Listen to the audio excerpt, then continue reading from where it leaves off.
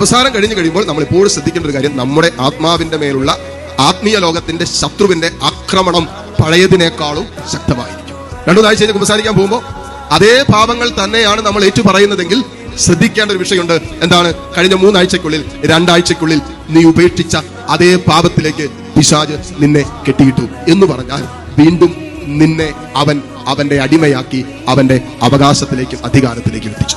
അതുകൊണ്ട് ഇന്ന് കുമ്പസാരിച്ച് ഏറ്റുപറഞ്ഞ പാപങ്ങള് അത് വീണ്ടും ആവർത്തിക്കപ്പെടാതിരിക്കാൻ, ആ പാപത്തിലേക്ക് വീണ്ടും വീണു പോകാതിരിക്കാൻ നമ്മൾ ചെയ്യേണ്ട ഏറ്റവും പ്രധാനപ്പെട്ട ഒരു വിഷയമാണ് നമ്മൾ സാത്താൻ കയറി വരുന്ന, പിശാച് എൻട്രി എടുക്കുന്ന വാതിലുകളെ, ഡോർവേസ് ഓഫ് സേറ്റൻ, പിശാച് കടന്നു വരുന്ന വാതിലുകളെ നമ്മൾ അടയ്ക്കണം.